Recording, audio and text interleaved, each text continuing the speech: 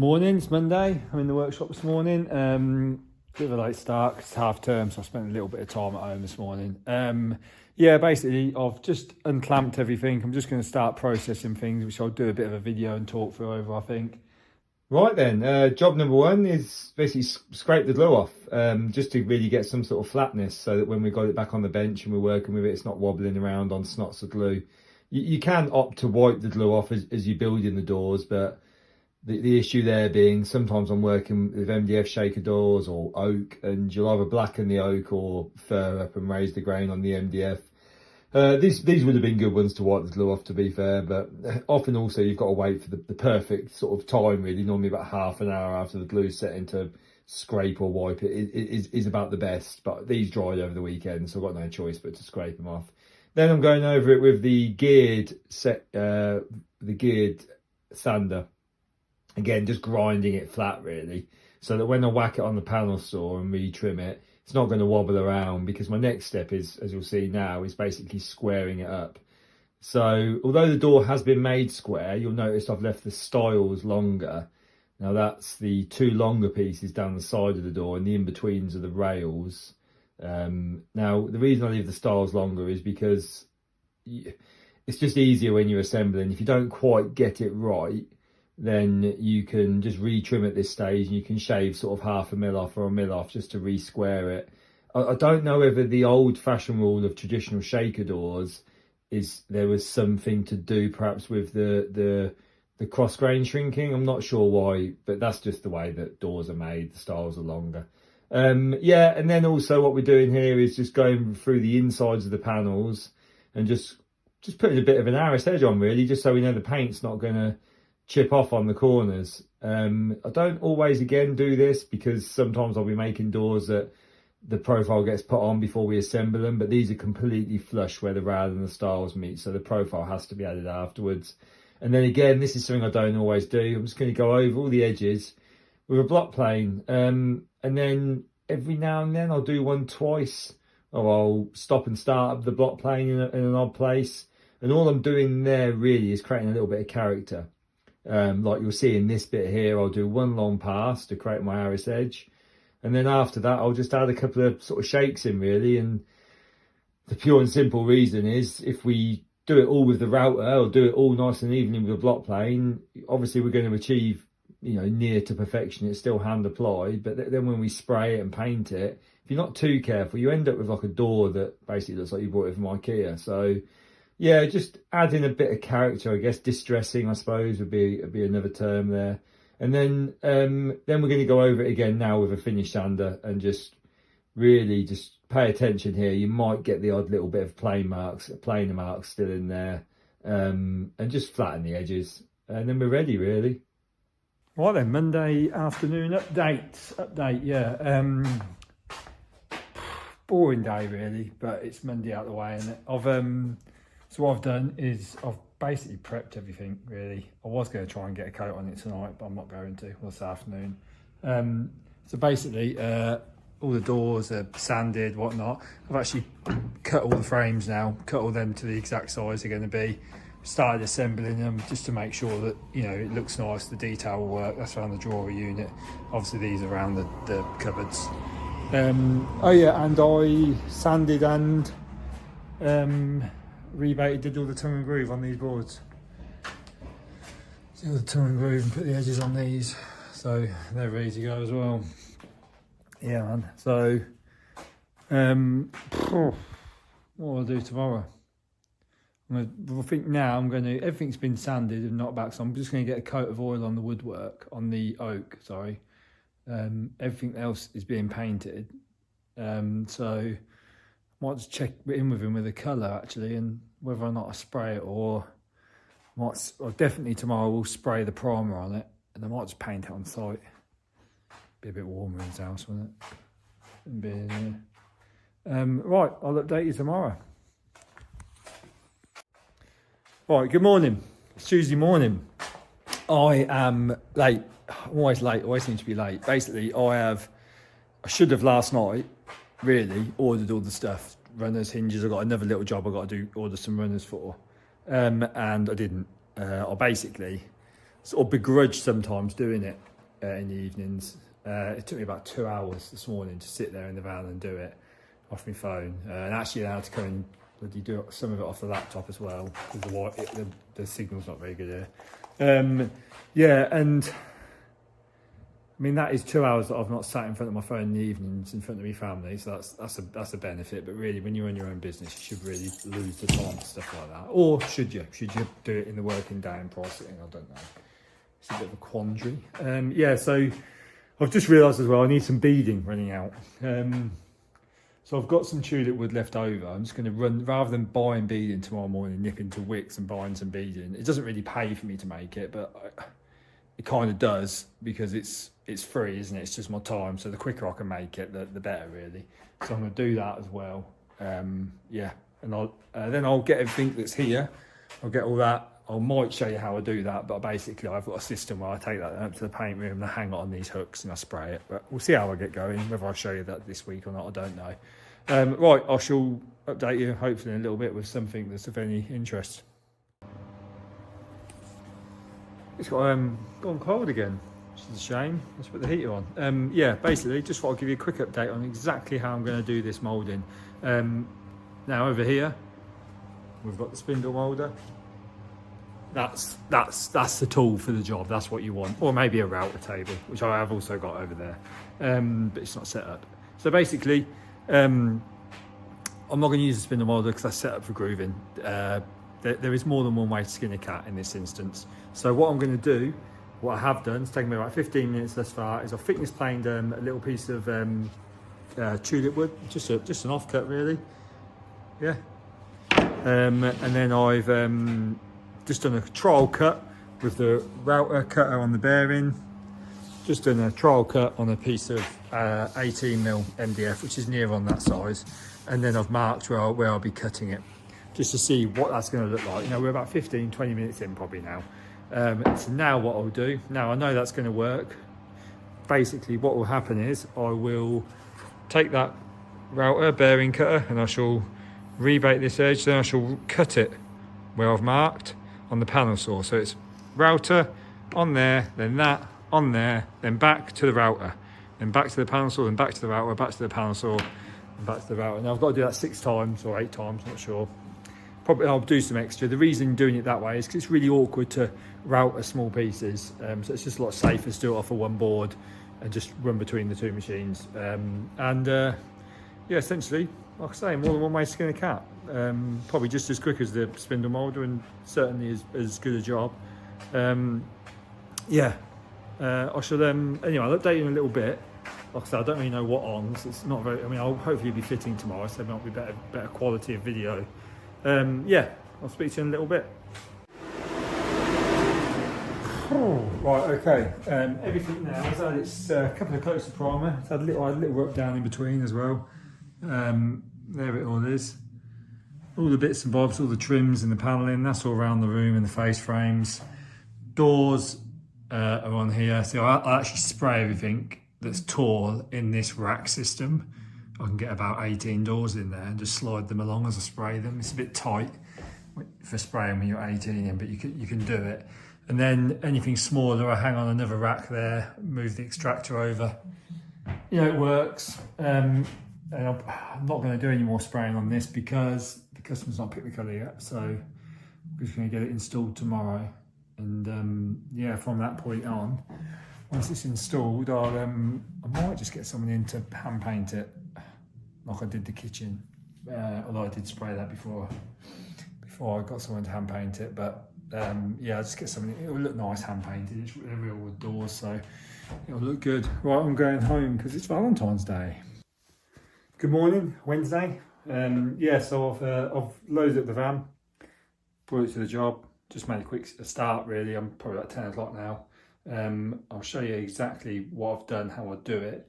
So I mark out a square on the floor with masking tape and the laser, pencil marks of where the units are going.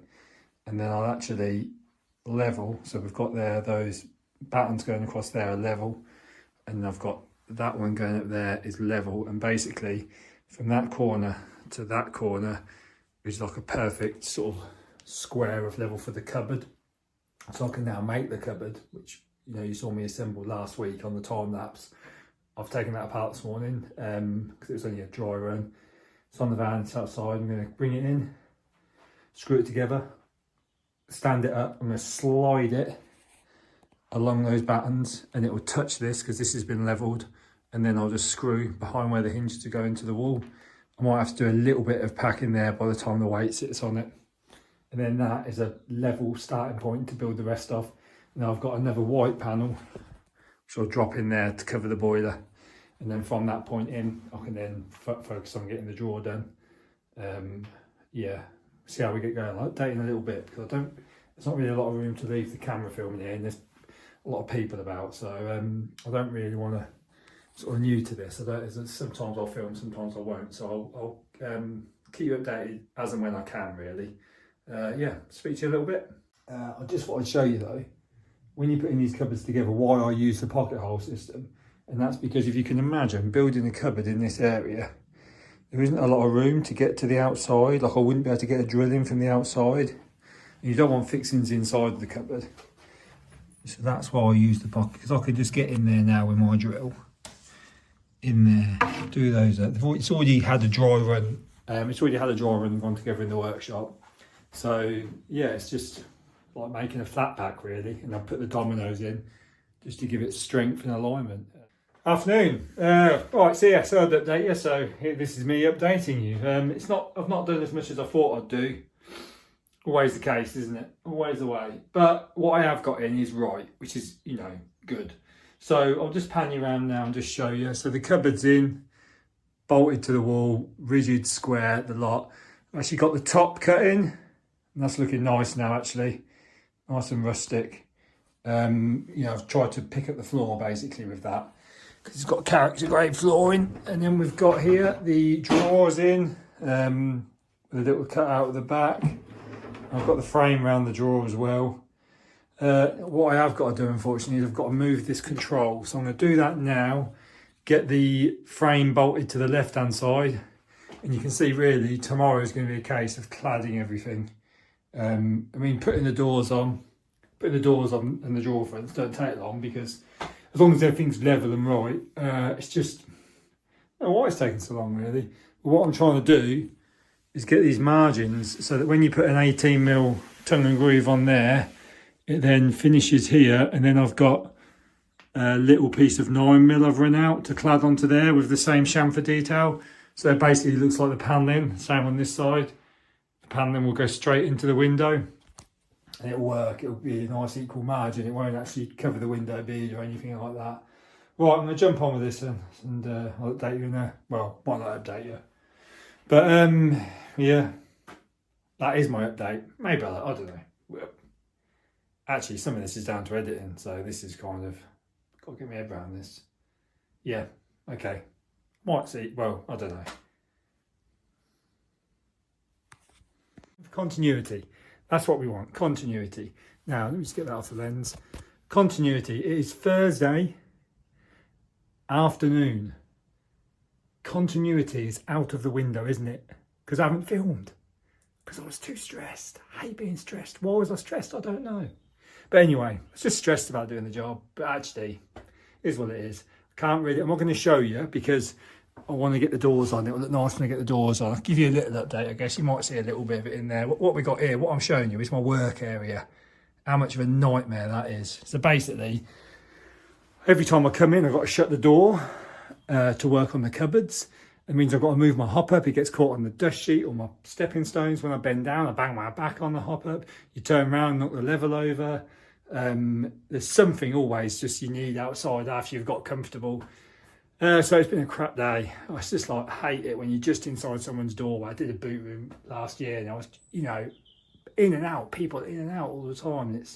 It's hard work, but I'm not going to complain. What I'm going to do is crack on with it and show you in a little bit. All right. Lift my laser level on. Actually, you left that on there. Clips on the washing machine. Right, take that. Okay, it's 5 o'clock. I'll show you outside. 5 o'clock. I've done it. Apart from, I haven't put the cornice on. So basically, this is kind of what I was matching. This is actually cedar, except he doesn't want it. He wants it painted. And you can see they've got like a tiny pelmet, a cornice sort of thing. And these frames are quite big and chunky. And if I'd have made, so if you look on this side, this is what I've created. It's hard to get it all in, isn't it, really? But yeah, if I'd have made my frames the same thickness, the doors would have been too small. They're only just sort of marginalised anyway, because they're cupboard doors, so they're smaller, they're not as wide as those. Yeah, but that is it.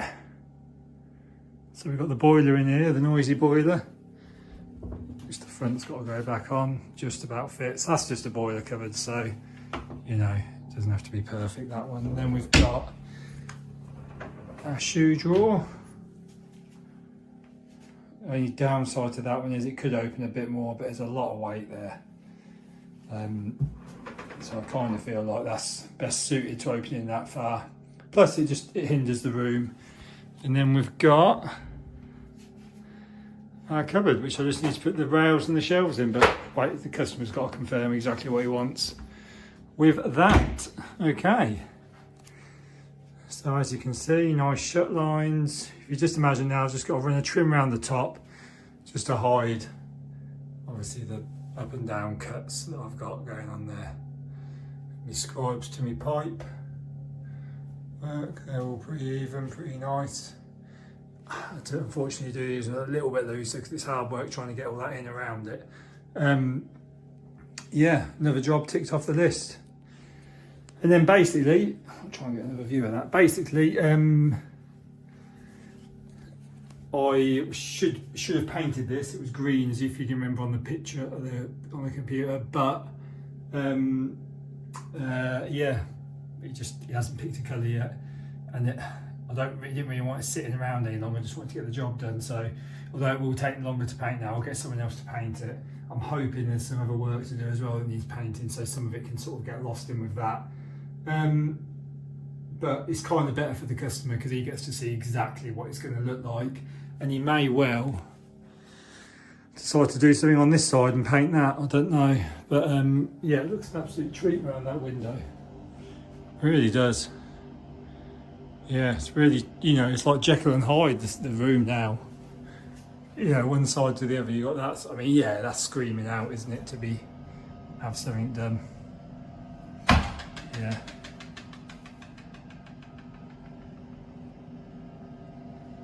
Yeah, very nice. Yeah, so I'm not going to come back here tomorrow because I've got another door to do here. I've got another little. Try and get it the right way. I've got another little door to do here, but I haven't got that yet. I didn't know if he wanted me to make one, or he hasn't really decided what he wants. So it'll be led by me, I guess. But it's not cost effective really to make just one door for where it is, for what it is. I don't want to take you through the house and show you. So I'll try and source something for that, and I'll just come in Monday and do that. And at the same time, I'll drop the shelves in, yeah, just do the other bits and bobs. Yeah, tie it all up in one day really.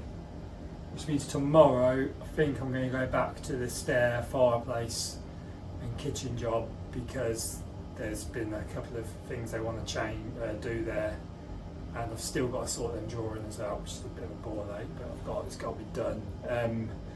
I've still got to fit the extractor actually, but yeah, nothing weak really for money, but although I'm going to drop some worktops on, so I'll get a bit of money for that, I guess. Right, anyway, I'll see you in the morning.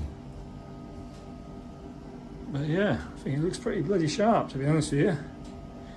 Considering, if you can remember what it was. I don't even know if I filmed what it was like, but yeah. Yeah, man, looks good.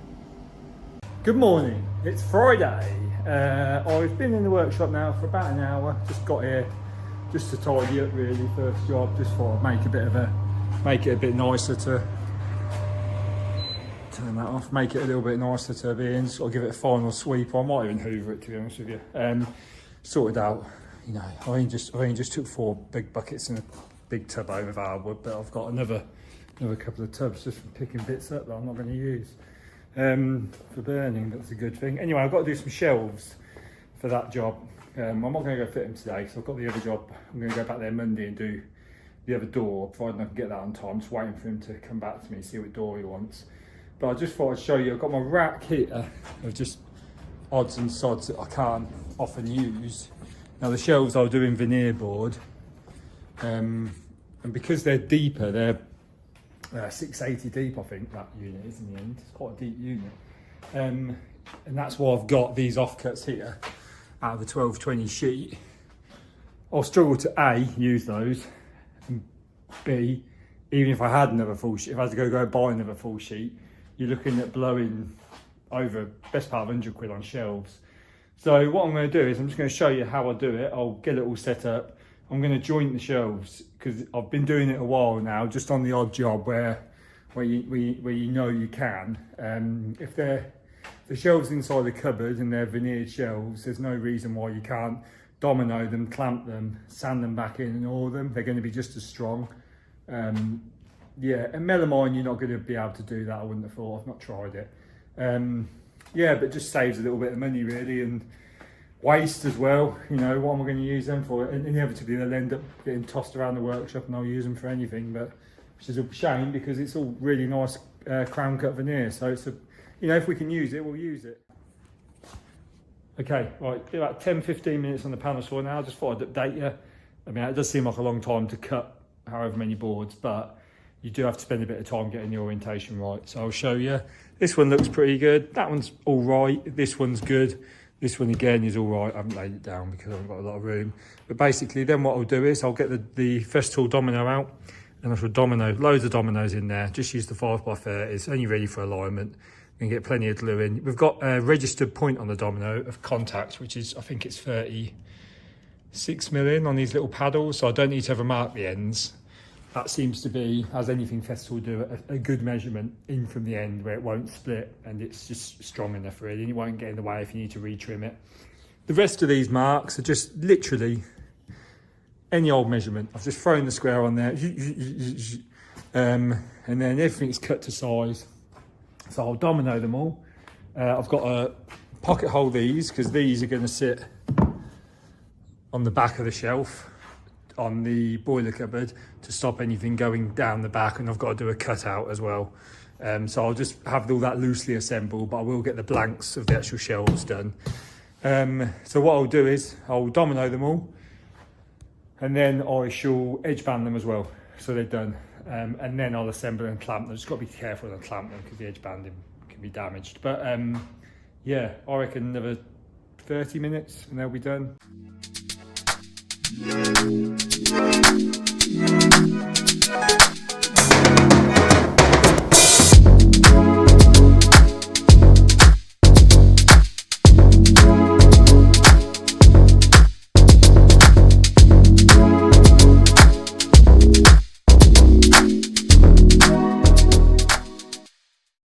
That's the pocket holes done for those backings of those shelves I was talking about. You'll see I use this machine a lot. It looks like, it just doesn't look like a decent machine. When I brought it, I mean, it was quite expensive. Well, about 300-400 quid off it, I can't actually remember. But it looks a bit naff, and it's quite plastic at the bottom. It's very American, very D-wall. But basically, the dust extraction, like, there is no dust left. Like, the only thing is this tip here does leave like a rubber mark. Put a bit of tape over it, and it does take you a fair amount of time to understand the process and the principle that you're always reversing what you're doing, so it's always on the underside. I've made it when I first bought it for the first month. I was every now and then just drilling the wrong side. But for something being clean, quick and easy to set up, and just working, it is a brilliant machine, really. It really is. Yeah, couldn't recommend it enough.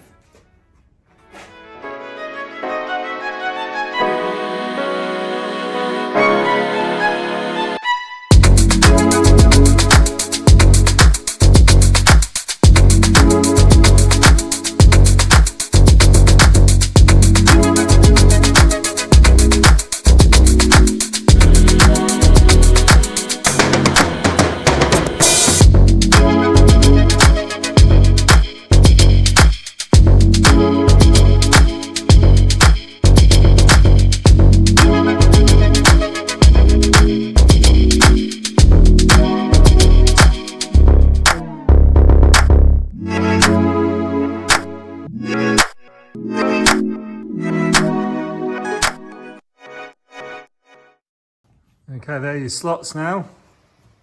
Make sure all your mortises are in line, your pencil mark, etc. The Festool domino, it's an amazing bit of kit.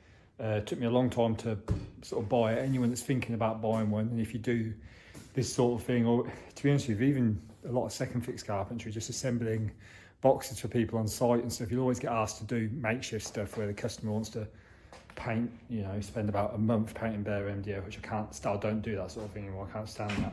But yeah, get yourself, I've got a portable bench. It's honestly game changing. So I've got 2 of these portable benches with the dog holes in.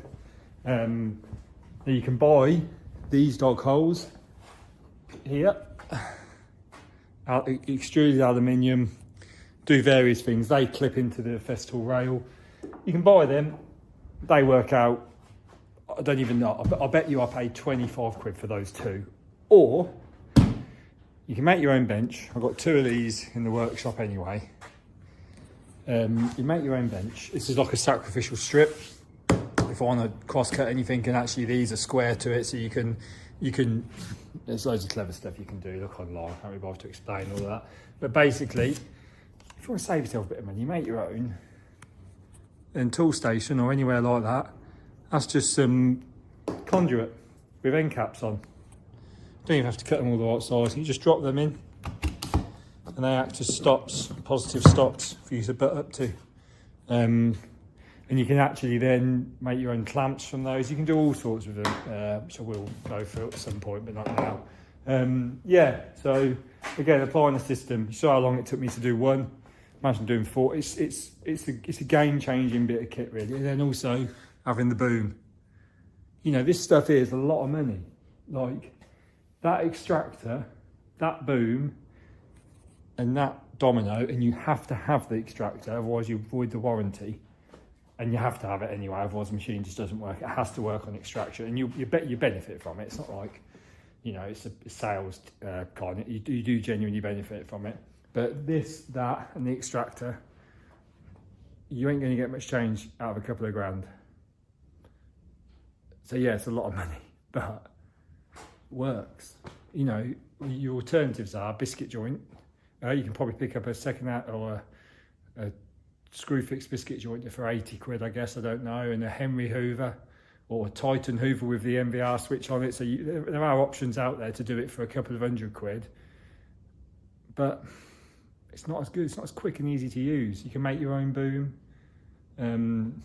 Yeah, and that's the sort of attitude I had for a long time. I had, you know, I actually had the Makita biscuit, it was crap. All the biscuit joints are crap.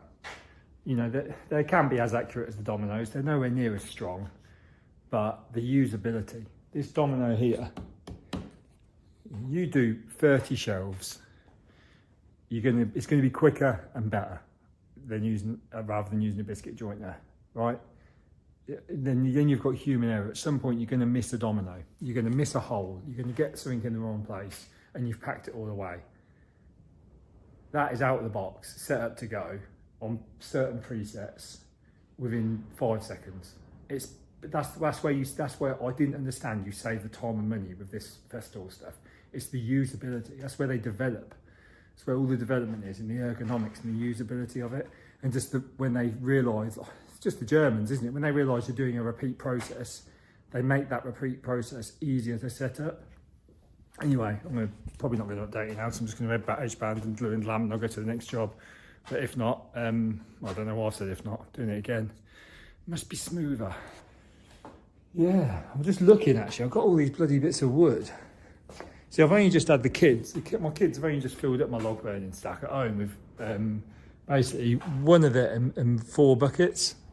And that was really from the last 2 jobs. So I'm getting to a point where I'm getting so much of it that I'm thinking, the plan originally was, do I have that dust extractor higher up, run dust extraction all the way along there, because I have got that system. I've got it running along the back with gate valves for each thing, but it's too awkward to get to. If I run it all the way along the back, drop it down there, put the thickness planer there, which is where it was always going to go, the spindle moulder stays there, They can stay there. That goes higher, gives me a bit more floor space in there as well, actually, for stacking stuff.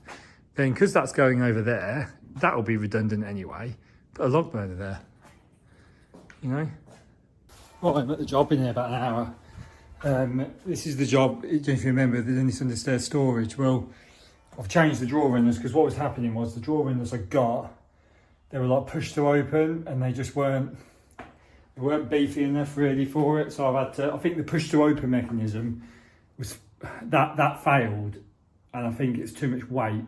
So we've eliminated the push to open, which now means they need handles. So look, there were, you know, if you can remember them from week 3 or 4, I can't remember, from, you know, this video. Let's have a little look at this actually while we're here. There you are, look.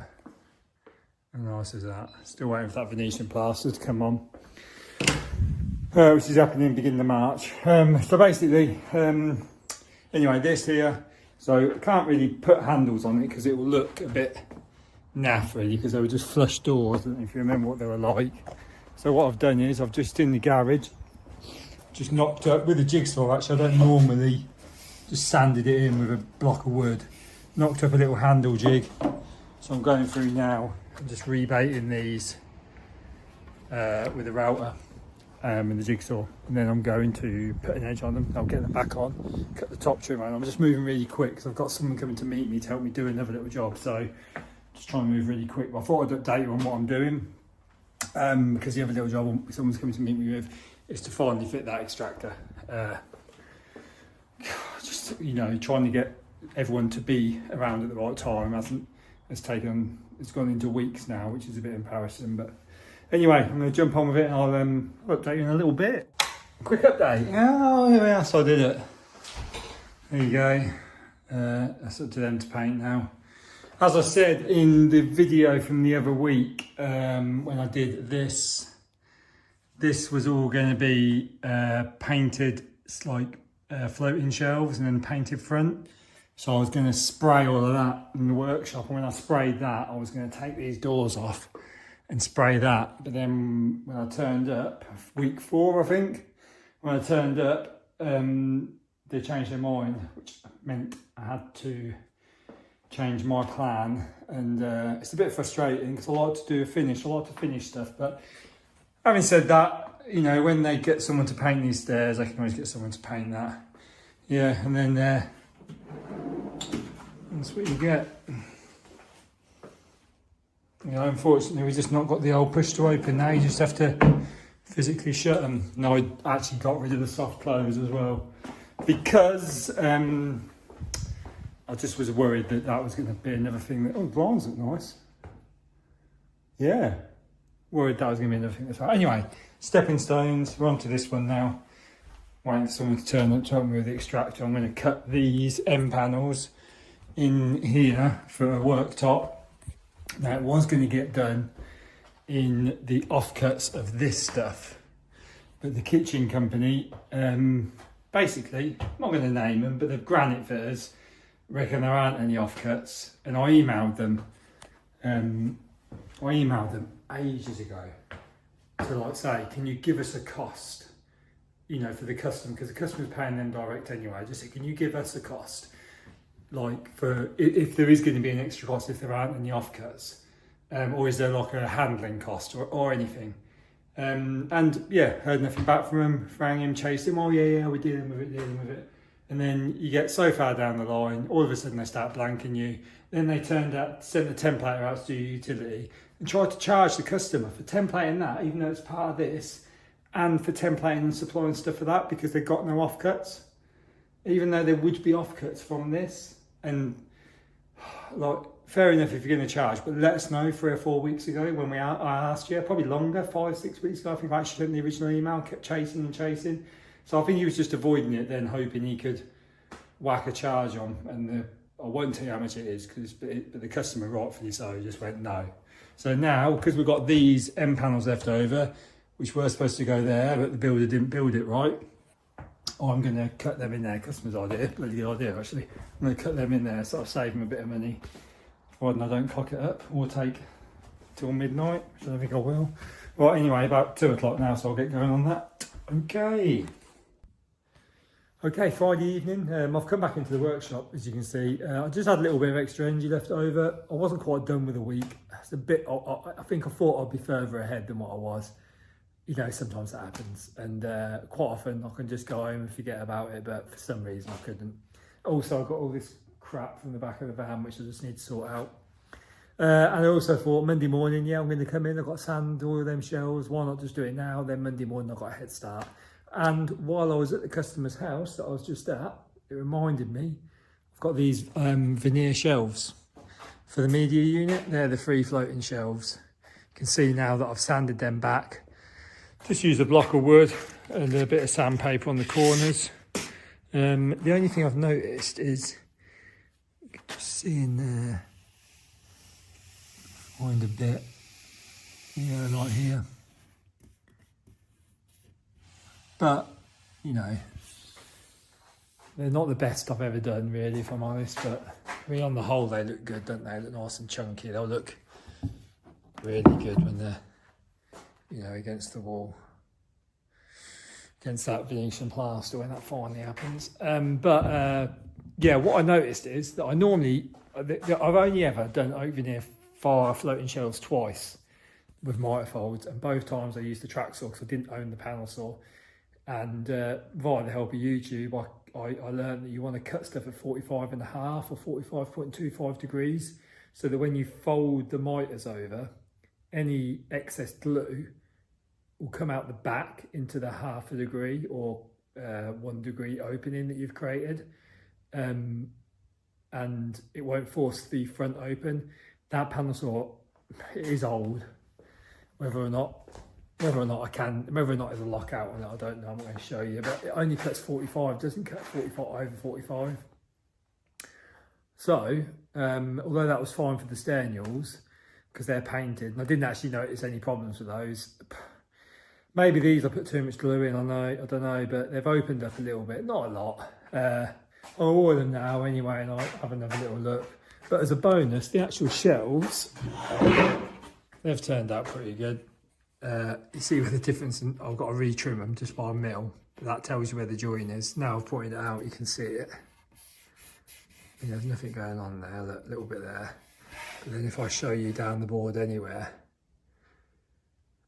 you'd probably think there's a join where there isn't a join. You know, I don't know. Is that hard to see? You'd see, I don't know. Anyway, it's hard to point. It's all let and go home. That will be this week's video over. Don't know what I'm going to do as a thumbnail this week, but yeah. Anyway, that is it. That is my week done, and see you next week.